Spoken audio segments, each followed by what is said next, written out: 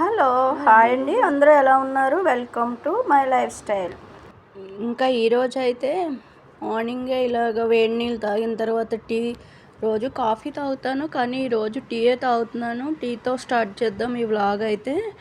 ఇంకా బ్రేక్ఫాస్ట్ అయితే కనుక ఈరోజు టిఫిన్ ఏమీ చేయలేదండి. ఇలాగ నైట్ అన్నం ఉంటే అన్నంలో కాస్త పెరిగేసి, కాస్త యాపిల్ ముక్కలు, కొంచెం దానిమ్మ గింజలు, కొంచెం ఉల్లిపాయ ముక్కలు, కొంచెం ఉప్పు వేసి ఇలా అన్నం కలిపేసి 2 గంటలు నానబెట్టిన తర్వాత 3 కప్పులు తినేసామండి. ఇదే ఎండవేడికి టిఫిన్ల కంటే ఇదే మంచి హెల్దీ టిఫిన్ కదండి.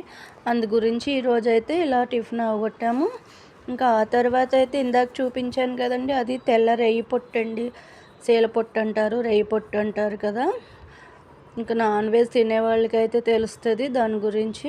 దాంతో ఈరోజు కర్రీ చేద్దాము. రేపొట్టునైతే శుభ్రంగా కడిగేసి పక్కన పెట్టేసుకున్నాను. దానికోసం బంగాళదుంపలు, ఉల్లిపాయలు అన్నీ రెడీ పెట్టుకున్నాను. ఉల్లిపాయను ముక్కలు కాకుండా ఇలా క్రష్గా పెట్టాను.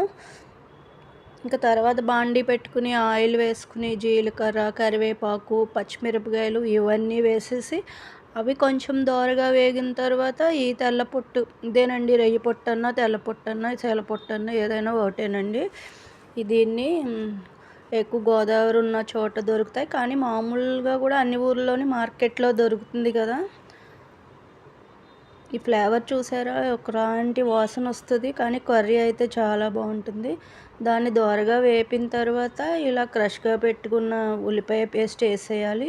బాగా మెత్తగా పెట్టకూడదు, ఇటు ముక్క కాదు ఇటు పేస్టు కాదు అన్నట్టుగా పెట్టాలి. ఉప్పు, కారం, పసుపు వేసి ఇలా ఆయిల్ బాగా లోపలికి వెళ్ళిపోయింది కదా, మళ్ళీ కొంచెం కొంచెం బయటకు వస్తుంది. అప్పటి వరకు బాగా మగ్గించాలి. మగ్గిపోయి కొంచెం ఆయిల్ వస్తుంది అన్నప్పుడు ఇలా కట్ చేసుకున్న బంగాళదుంపలు ఉన్నాయి కదా, దీన్ని వేసేయాలి. చూడండి, ఆయిల్ వచ్చేస్తుంది బయటికి. ఎంత ఆయిల్ లోపలికి వెళ్ళిపోయినా మళ్ళీ ఆయిల్ బయటకు వస్తుందండి ఈ కర్రీలకి. కొంచెం కూరతైనా అన్నం కలుపుకోవచ్చు. నాన్ వెజ్ ఇష్టపడే వాళ్ళకి ఇలా ఎండు చేపలు, ఎండు రొయ్యలు ఇష్టపడే వాళ్ళకి ఈ కూర బాగా నచ్చుతుందండి. వెజిటేరియన్ తినే వాళ్ళకైతే ఈ వాసనే గిట్టదు. అమ్మో వాసన వాసన అంటూ ఉంటారు, కానీ మా ఇంట్లో అందరూ తింటాము. అందు గురించి ఈ కూరను అప్పుడప్పుడు వండుకుంటూ ఉంటాము. ఊరు నుంచి తెచ్చుకున్నప్పుడల్లా వండుకుంటాం, సిటీల్లో దొరకదు కదా. అలా బాగా మగ్గిపోయిన తర్వాత 1 గ్లాసున్నర వాటర్ పోస్తే ఇలా బంగాళదుంప ఉడికేంత సరిపడి వాటర్ పోయాలి. అప్పుడు ఇలా మూత పెట్టేస్తే ఒక 20 నిమిషాలకి ఆ కూర అంతా ఎగిరిపోయి దగ్గర పడిపోతుంది. చూసారా, ఆయిల్ మళ్ళీ బయటకు వస్తుంది. ముక్క ఉడికిందో లేదో చూసుకుని దగ్గర గంట వచ్చేసిన తర్వాత కూర అయితే ఇంక రెడీ అయిపోయినట్టండి. చూసారా, కుత్త ఉడికిపోతే ఇల్లంతా మంచి ఎండు చేపల వాసన వచ్చేస్తుంది. కూర అయితే లాస్ట్కి ఇలా ఎగిరిపోయింది, దించేసుకున్నాము. ఎప్పుడు కూర వండినా ఇటువంటి పని అమ్మాయికి ఇష్టమండి. కొంచెం కూర తీసి పక్కన పెడతాను, అమ్మగారండి కూర అనేసి అంటుంది. దానికి వాసన వచ్చేస్తుంది బాను. ఇష్టంతో అడుగుతుంది. అడగకపోయినా నేను కూడా ఇస్తాను. ఇంకా పెరుగు అయితే తోడుకుపోయింది. ఇంకా కాస్త నిమ్మకాయ పచ్చడి, కొంచెం నెయ్యి, గోంగూర మిగిలింది కదా, ఈ గోంగూరలో కొంచెం నెయ్యి వేసుకుని, నిమ్మకాయ పచ్చడేమో మజ్జిగన్నంలో నంచుకోవడానికి, పెరుగన్నంలో నిమ్మకాయ పచ్చడి బాగుంటుందండి నంచుకోవడానికి.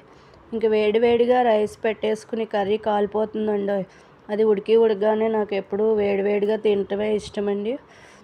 ముందుగా ఒక ముద్ద మనవడికి, ఒక ముద్ద నాకు తినేస్తున్నాను. ఆ తర్వాత పెరుగు వేసుకుని నిమ్మకాయ పచ్చడి వేసుకుని తింటాను. భోజనం అయితే 12 గంటలకే తినేస్తాం కదా, అలా అయిపోయింది. కాస్త రూమ్లో పడుకుందాం అనుకునేసరికి ఏసీ పాడైపోయింది. ఏసీ పరిస్థితి చూసారా ఎలా ఉందో. ఏసీని అయితే పని చేయట్లేదు. ఏంటి అని అర్బన్ వాళ్ళని పిలిచి చూపిస్తే అది ఎలుకలు కొరికేసినాయి అంటండి. బాగా చేయడానికి ఆ సామాన్లు తీసుకురావడానికి 1 డే పడుతుంది అన్నారు. ఈ లోపల అయితే మన వాళ్ళు కూలర్ వేసుకుని హాల్లో, ఇప్పుడు క్రికెట్ జరుగుతుంది కదండి, క్రికెట్ చూడండి ఎంత ఇంట్రెస్ట్గా చూస్తున్నారో. ఈ కూలర్ ఉన్న వలన చల్లగానే ఉంటుందండి. ఈ కూలర్ అయితే బాగా పనిచేస్తుంది. పిల్లలు ఆసక్తిగా ఇప్పుడు ఉన్న క్రికెట్ బాగా, మా మనవడికి బాగా ఇంట్రెస్ట్, పిచ్చి ఎక్కువ. క్రికెట్ని కన్నార్పకుండా చూస్తున్నాడు. ఈ క్రికెట్ మ్యాచ్ జరుగుతున్నాయి కదా ఇప్పుడు. చూడండి, టీవీలో అయితే క్రికెట్ వస్తుంది. ఇంకా అస్తమాను బ్యాటు బాల్ తోట ఆడుకుంటూ ఉంటాడు. ఇంకా పడుకుని లేసిన తర్వాత ఈ ఎండ వేడిగా ఉంటుందని రోజు ఏదో ఒకటి చలవ చేసే పానీయం తాగుతున్నాం కదా. ఈరోజు అయితే సగ్గుబియ్యంతో జావ తాగుదామని సగ్గుబియ్యాన్ని శుభ్రంగా కడిగేసి గ్లాసు నీళ్ళు పోసి ఒక అరగంట నానబెట్టి పొయ్యి మీద పెట్టాను. 4-5 ఇలా తాగితే కొంచెం వేడి ఎండతాపానికి ఇలా వేడి తగ్గి చలువ చేస్తుంది, మంచిది కూడా ఒంటికి. ఇలా పలుకు లేకుండా మెత్తగా ఉడికించాను. ఉడికించిన తర్వాత దీంట్లో కాస్త బెల్లం పౌడర్ వేసాను.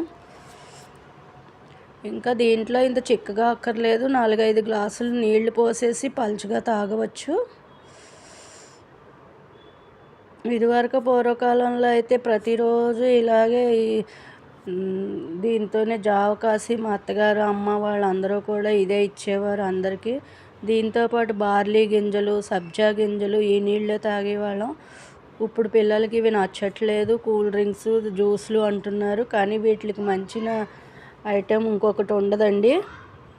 కాగిన తర్వాత పిల్లలకి ఇద్దరికి చెరుకో గ్లాస్ ఇచ్చి నేను గ్లాస్ తాగి, ఇంకా ఇంట్లో వాళ్ళకు కూడా 2 గ్లాసులు మా మనవడికి, కోడలికి, పిల్లలకి, మా అబ్బాయికి అందరికీ సర్దాను. సరిగ్గా కదుపుతూ ఉండాలి. ఉడికినప్పుడు కొంచెం కదవకపోతే ఒకదానికి ఒకటి అంటుకుపోయే ఛాన్సెస్ ఉంది. ఒంటికి అయితే చాలా మంచిది. జ్యూసులు ఇలా కూల్ డ్రింక్స్లు కొంచెం తగ్గించి ఇటువంటి పూర్వకాలం తాగినట్టుగా తాగితే మనకే ఆరోగ్యం బాగుంటుంది.